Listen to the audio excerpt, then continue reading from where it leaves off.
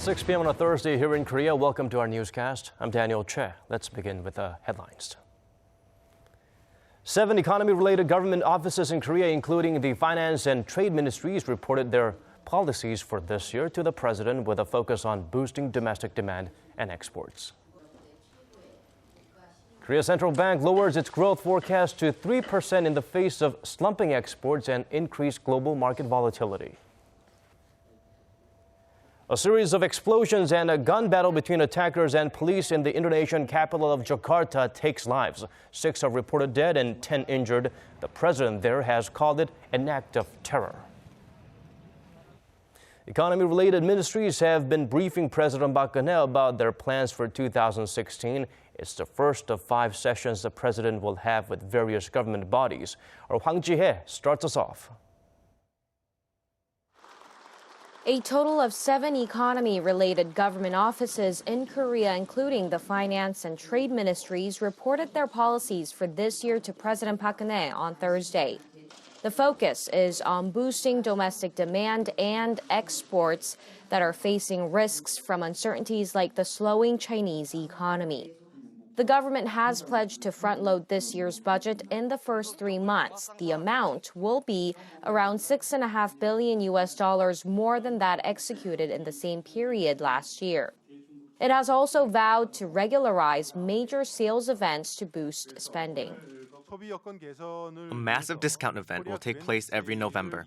We will also improve regulations related to visas and duty-free shops to prop up consumption by tourists.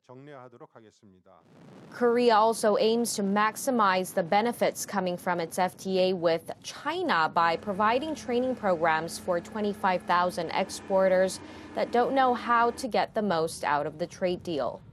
The ministries have put an emphasis on easing regulations to boost investment and come up with new growth engines. Designating regulation-free areas across the country is part of the plan. Policies to defuse the threats posed by snowballing household debt include using a state housing fund to switch mortgage loan holders' short-term loans into longer-term loans and swap loans carrying floating rates into those with fixed rates. The briefings mainly come from the government's economy management plan for 2016 that was released about 1 month ago. There are still 2 policy briefings on the economy to come to ensure that President Park Geun-hye's 3-year economic innovation plan produces tangible results. Each briefing session will focus on fostering growth engines and creating jobs for young people.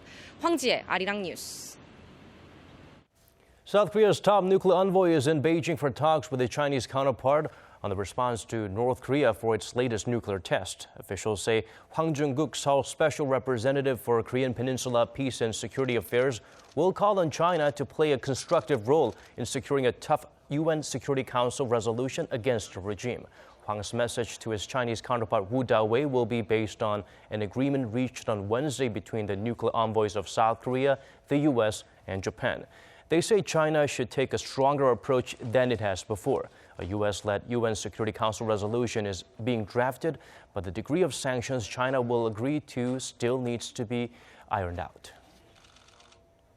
North Korea has sent thousands of propaganda leaflets south of the border over the last couple of days. The flyers are a response to South Korea's renewed loudspeaker broadcast, but according to our Kim Yeon-bin, it's a relatively low-key response that could be a prelude to something bigger.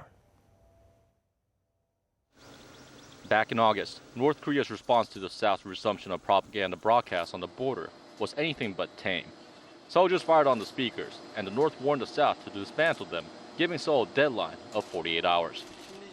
After an intense game of chicken, the 2 Koreas struck a landmark deal, and the broadcast stopped. But the peace on the border was fleeting. South Korea fired up the speakers again on Friday, 2 days after the North's 4th nuclear test. In response, the North has started low-level broadcasts of its own and sent thousands of propaganda leaflets across the border. An expert in Seoul says that a fairly tepid response compared to the one in August, at least so far, suggesting an ulterior motive. The 4th nuclear test was aimed at opening up dialogue with the international community, especially the U.S., but responding to Seoul's loudspeaker broadcast could make the nuclear test an inter-Korean issue.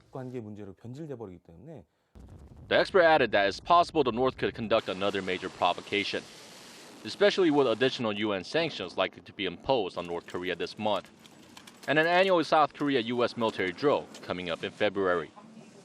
North Korea has been enhancing its technology, not only nuclear but also its missiles, including submarine-launched ballistic missiles, the Musudan and the KN-08. Neither the Musudan nor the KN-08 have been tested, so the possibility of a launch is very high.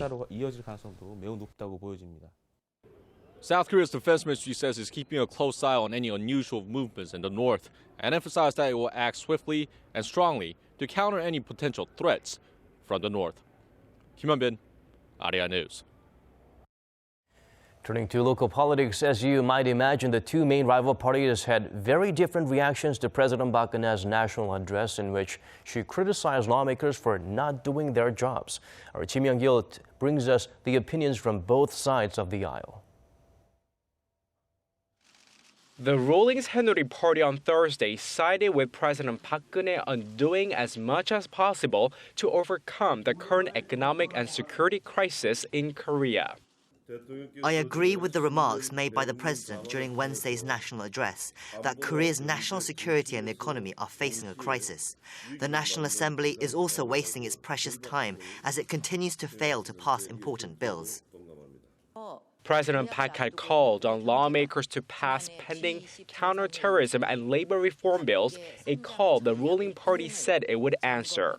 The party said doing so would help foster the service sector and allow for the restructuring of struggling businesses before they become insolvent, to create some 690,000 new jobs by 2030.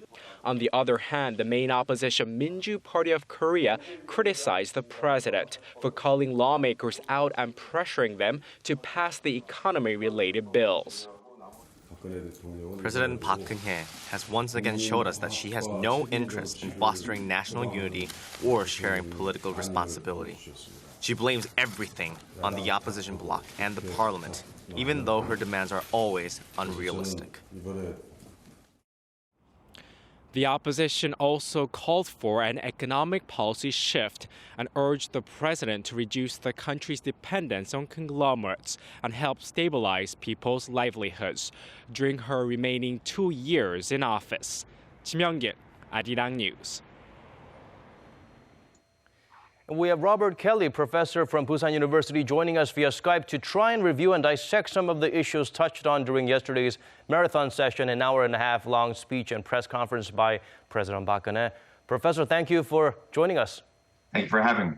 Well, first of all, President Park expressed confidence in Korea's alliance with the U.S. when it comes to dealing with North Korea. Can this partnership bring out some positive coordination in the same direction from China as well? I'm not so sure. The Chinese are in a difficult position. They don't want North Korea to collapse, but they do want North Korea to denuclearize. This is difficult. This has been President Park's sort of thorn in her, it's been a thorn in her side for a while. I think she's done a heroic job, quite honestly, to try to pull the Chinese over, and now it's time to call on those chits. She's really worked hard with Xi Jinping. She's visited him 6 times in 3 years, so I'm really hoping that maybe she can sort of get him to lean on North Korea. This is sort of where the rubber meets the road. This is where China has to earn the better relationship with South Korea that it has. If she does, or if he doesn't, if Xi Jinping doesn't come through, I would imagine the South Koreans will stop grooming China the way they have the last few years. Okay, Professor, the question at the tip of many reporters' tongue during the Q&A session was obviously the landmark agreement with Japan on wartime sexual enslavement issue. Sure. It was explained in detail by President Park Geun-hye that this was the best possible outcome in the shortest span of time because time is of the essence. The ladies, they are in their twilight years. How do you view this deal? Well, I do think, I mean, the sort of the criticism from the left and many in South Korea who dislike the deal is that this was sort of, that South Korea was kind of pushed into this by the Americans, and there was a lot of external pressure on South Korea to wrap this issue up because of the North Korean nuclear program and the rise of China. I do think that's true. I think there is a lot of geopolitical pressure on South Korea and Japan to work together. I have to admit, I am surprised, actually, that South Korea agreed to a deal that, in my opinion, is somewhat lenient on the Japanese position. That said, I do think it's a good idea that this eventually be wrapped up. I mean, I do actually think that at some point, Japan and Korea need to move on. I mean, whether or not this is enough to satisfy the comfort women, I think that's sort of a moral issue beyond sort of my own personal space. But I am surprised that South Korea went for this, and I'm not surprised that the comfort women are on the street. I think protesting it. I think the big issue for the future then is whether or not the left will use this as a political issue in the parliamentary elections in April. If this becomes politicized, if this becomes a partisan issue between right and left, it will not disappear as the deal says it should. Speaking of which, segmenting it into two different categories as you did, the statue, it's been a source of constant debate and constant argument between the two sides as well. Yeah, the statue is a tough one. I mean, the Japanese claim on the statue is that it violates the Vienna Convention regarding diplomacy, which says that embassies should not be unnecessarily harassed. Whether or not this counts for that is difficult to say. The Koreans and Japanese have gone around on this for a while. If the deal sticks, that is to say, if the nationalist NGOs, the civil society groups, and the comfort women eventually desist and they go along with the deal, eventually I think there will be pressure to move the statue. Certainly we know the Japanese want that. There may be a park or something like that set up for the comfort women, some kind of memorial, and the statue could be put there. But I don't think the statue can be moved for a while. I think first the park government has to get out there and convince particularly the left and the nationalist NGOs that this is a good deal. And they haven't done that. The deal has not yet been sold to the South Korean public, and I think that's its weak spot. Okay, Professor, moving on to our third question. The continued jam in terms of passing bills and moving on at the top office. We seem to keep hearing the same thing from opposite sides of the aisle, with the president urging quick passage and, of course, the main opposition constantly against him. Do you have any advice on eliminating the factors causing the constant friction and moving on? Sure, I'm not so sure about advice, but I certainly do have some interpretation. I think the biggest trouble is that the left in South Korea is now very badly fragmented. And we know this, right? The parties are splitting. And it's very difficult for the left to actually come up with a coherent position to work with on the government regarding some of these issues. I do think the left has some legitimate concerns on this, right? Labor reform particularly is a big deal that will affect a lot of people. It will particularly affect the trade unions, which are an important source of stability, which are an important source of sort of voting and support for the left. The counterterrorism thing is also sort of difficult, right? Korea does not actually, I would argue, Korea does not actually have a substantial internal terrorism problem. And you could argue that North Korea constitutes terrorism, but that's kind of a dicey discussion. I think that the left wants to be a little bit careful before they run off and start setting up something like what the NSA did in the United States, collecting phone calls. I think that caution is wise, to be honest. Okay, Professor Robert E. Kelley from Department of Political Science and Diplomacy, Busan National University. Thank you so much for your time today. Thank you for having me.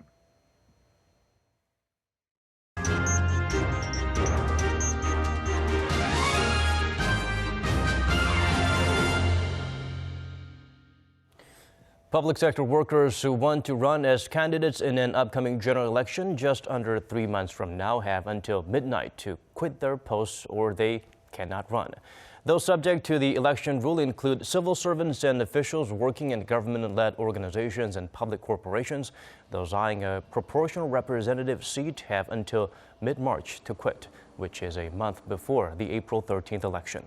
However, a cloud is hanging over the election preparations as the country's electoral districts, which were declared invalid at the end of last month, have yet to be redrawn. Some candidates are calling for the general election to be rescheduled to 120 days after the new map is set. Korea's central bank has slashed its growth forecast for 2016. While the bank said the economy has shown a modest recovery, it expressed concern about a series of lingering domestic and external uncertainties. For the reasons behind the numbers, we turn to our Kim Min-ji. The Bank of Korea on Thursday cut its growth forecast to 3% this year. That's down 0.2 percentage points from its earlier forecast. The central bank said the decision comes in the face of lingering uncertainties at home and abroad. The Korean economy has seen modest recovery driven by consumption, but exports have continued to slump, and China's slowing growth has also increased global market volatility. The BOK also set its forecast for 2017 at 3.2%. The top central banker said the global economy is expected to stay on the road to recovery, though the pace will be modest and will mainly be centered on advanced countries, including the United States. The BOK also revised its inflation outlook down to 1.4%, which falls short of the 2% goal it has set for the period between 2016 and 2018, largely due to low global oil prices. For now, Korea's central bank plans to maintain its loose monetary policy and is keeping its key rate steady at the record low of 1.5% for a 7th straight month. The central bank's decision comes after the U.S. Federal Reserve raised its interest rates for the first time in nearly a decade last December, which sparked concerns it could trigger a massive capital outflow from emerging economies, including Korea. However, the top central banker said the impact of the U.S. rate hike on the Korean economy isn't necessarily a cause for concern, given the country's solid economic fundamentals and foreign exchange reserves, two factors that distinguish it from other emerging markets. He added that the central bank will keep a close eye on the movement in China's stock market, as well as the pace of normalization in U.S. monetary policy to maintain the stability in the local market. Kim Min-ji, Arirang News.